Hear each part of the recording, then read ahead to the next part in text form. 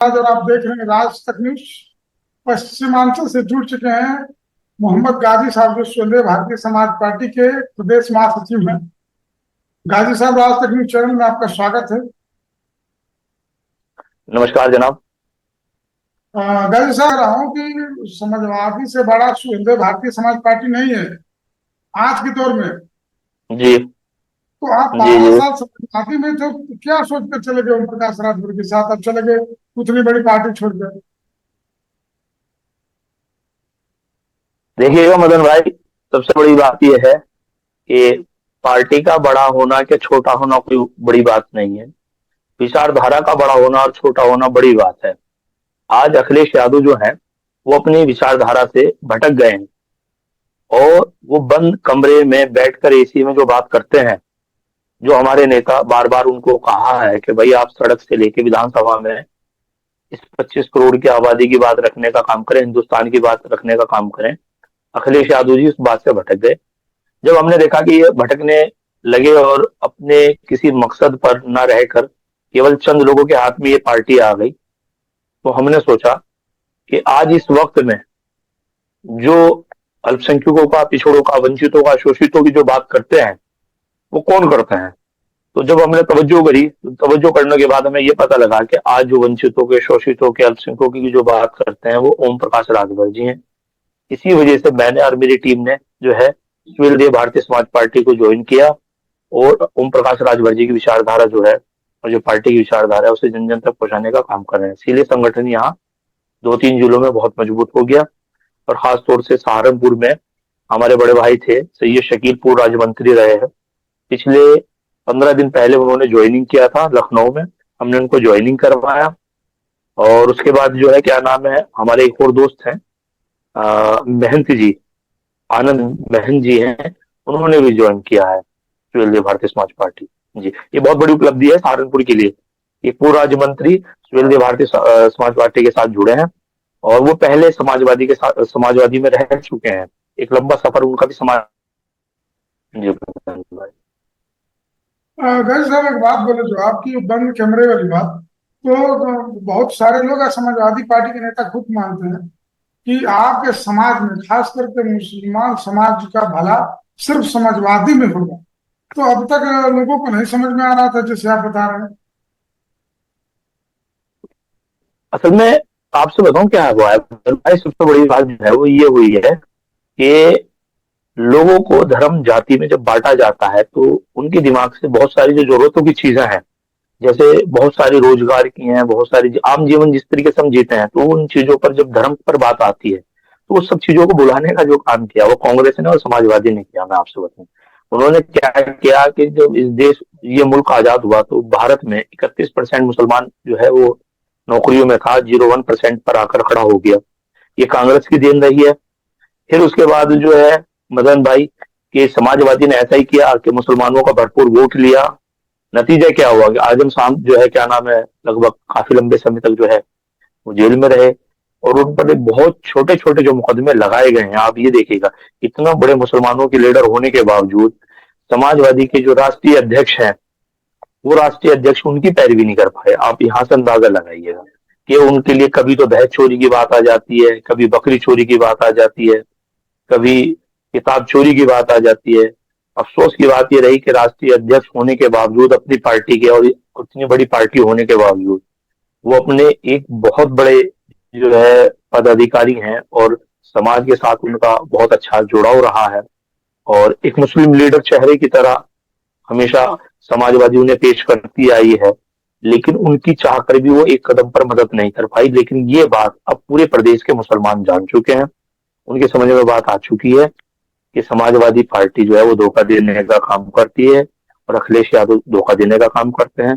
और लोगों के अंदर बहुत तेजी से ये बात समझ में आ रही है कि जो पिछड़ों की बात करने का काम करते हैं वो ओम प्रकाश राजभर जी करते हैं, अल्पसंख्यकों की बात करते हैं तो ओम प्रकाश राजभर जी करते हैं, दलितों की, वंचितों की जो बात करते हैं ओम प्रकाश राजभर जी बात करते हैं। जी। तो गाजी साहब, जो आप बात बोले कि इतने बड़े लीडर, तो मतलब अपमान सहना पड़ा, उनके ऊपर केस, बकरी का, भैंस का दिया। तो अभी तो कुछ दिन पहले गए थे राम गोपाल जी, जो भेंट करके आए थे दिल्ली में। तो इस पर आपकी प्रतिक्रिया क्या होगी? देखिएगा केवल यह बहुत बड़ा जख्म दिया गया, फिर एक मामूली सा मलहम लगाने वाला जो काम किया गया है, बहुत छोटा सा मलहम लगाया गया, क्योंकि चुनाव बहुत करीब है।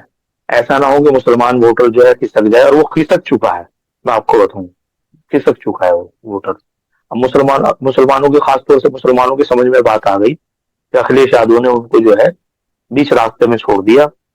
और ये बहुत बड़ी बात ये रही कि ऐसे वक्त में एक ऐसे लीडर का हमारे बीच में आ जाना जो हमारी बात रखते हो, बहुत बड़ी बात है। वो ओम प्रकाश राजभर जी हैं, मदन भाई।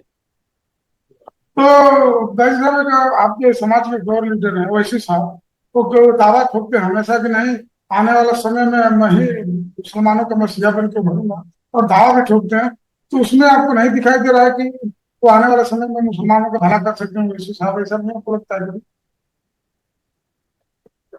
देखिए ओवैसी साहब का वही एजेंडा है, जो लोग कुछ चाहते हैं वो वही बोलते हैं, जो कुछ लोग चाहते हैं वो एक प्लानिंग के साथ बोलते हैं, और हमेशा मुसलमानों को, जो भारतीय समाज है, उससे अलग करने की बात करते हैं। देखिएगा कोई भी बात जब हम समाज से हटकर करेंगे और अपने स्वार्थ की बात करेंगे, अपने समाज की बात कर, देखिए ठीक है अपने समाज की बात कीजिएगा, अच्छी बात है, आप जिस जाति में है, जिस धर्म में है, उसकी बात कीजिएगा आप, उसको हक दिलाने की बात कीजिएगा आप।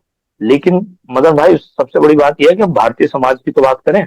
अब ओवैसी साहब का जो मसला है वो बहुत बड़ा ये है कि केवल वो मुसलमानों की बात करते हैं, लेकिन वो भी आधी अधूरी बात करते हैं।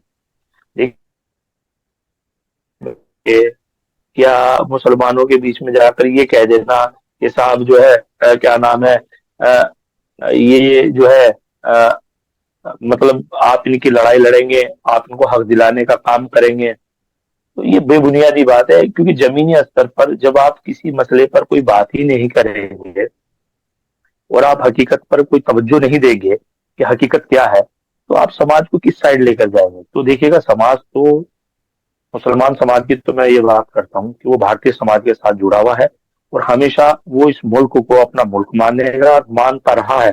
क्योंकि मैं आपको बताऊं मदन भाई, सबसे बड़ी बात यह है कि इस मुल्क की आजादी में सबका बराबरी का जो है हिस्सेदारी रही है, जिन्होंने कुर्बानियां दी है। तो खास तौर से जहां मैं रहता हूँ वो तो जगह ऐसी है, और जो आप देवबंद उलमा की बात करें तो उन्होंने सर कटाने में कोई कमी नहीं रखी, दिल्ली से यहाँ तक बात ही है। तो बात तो मुल्क की है, वो इस हिसाब से केवल अपने चंद मुफाद की बुनियाद पर जो वो बात करते हैं वो गैर मुनासिब करते हैं जी। गाजी साहब आप मान लीजिए पश्चिमांचल से थे, और जब 2022 का लोग विधानसभा चुनाव हुआ था, तो खास करके समाजवादी को वहां पकड़ थी, लेकिन उसके बावजूद बीजेपी चुनाव जीत गई। तो इसके पीछे रीजन कुछ पता चला आप लोगों को कि मान लो उस टाइम जो समाजवादी में थे? देखिएगा ये सब लोग जो है भारतीय जनता पार्टी को बुरा कर कहते हैं और पानी पी पी के कोसते हैं मदन भाई, लेकिन ये सब लोग ही भारतीय जनता पार्टी को सपोर्ट करते हैं। मैं आपसे बताऊं, हमारे नेता की क्वालिटी ये रही, उसमें उन्होंने सपोर्ट किया है, एनडीए को सपोर्ट किया है, एनडीए को मजबूत करने का काम कर रहे हैं, तो खुलकर कर रहे हैं। अखिलेश यादव हमेशा भारतीय जनता पार्टी को मजबूत करने का काम करते हैं, और वो इस तरीके से काम करते हैं, वो पर्दे के पीछे रहकर काम करते हैं। देखिएगा बात तो वो समाजवादी की करेंगे, लेकिन फायदा जो है वो भारतीय जनता पार्टी को पहुंच जाएगा। सरकार तो कांग्रेस की बनेगी, वो एमपी बनेगी या कहीं और बनेगी, लेकिन चंद दिन बनने के बाद जो है वही विधायक टूट कर भारतीय जनता पार्टी में जब आपको भारतीय जनता पार्टी इतनी बुरी लगती है और आप बीच में समाज के बीच में खड़े होकर कहते हो और अपने कार्यकर्ताओं को बताते हो कि जनाब ये जो है पार्टी जो है सबका साथ सबका विकास की बात नहीं करती, तो आपके विधायक कैसे सपोर्ट कर देते हैं, कैसे आपके कार्यकर्ता जो है टोपी बदल लेते हैं? तो ये सब लोग जो है इनडायरेक्ट मदद तो वही करते हैं। लेकिन ये हमारे नेता की क्वालिटी है, जहां हमारे नेता रहते हैं वो वफादारी के साथ रहते हैं मदन भाई जी। तो ओम प्रकाश रावत के ऊपर भी आरोप लगता है कभी कभी कि तो मिनट मिनट में दल बदल देंगे, फिर मिनट मिनट में इनका सीट बेच देंगे, ये लोग कहते हैं। मैं हम तो देखा नहीं है दल बदलते हुए, देख रहे हैं बेचते हुए तो नहीं देखता हूँ। तो आप लोग इस पर क्या कहेंगे? मान लो कि आने वाला लोकसभा चुनाव है, तो उन पर आरोप लग सकता है ऐसा कि नहीं सीट तो बेच दी? देखिएगा दल बदलने का मतलब ये नहीं होता मदन भाई कि जमीर बेचा जाए। ओम प्रकाश राजभर जी का जमीर कल भी जिंदा था, क्योंकि वो सड़क के नेता है, और आज भी जिंदा है। जब भी कभी विचारधारा को लेकर बात आएगी और किसी के अधिकारों का हनन होगा तो ओम प्रकाश राजभर जी एकदम साथ छोड़ देते हैं, देखिएगा ये मान लीजिए। बात समाजवादी की रही, समाजवादी को दिल से लड़ाने का काम किया ओम प्रकाश राजभर जी ने।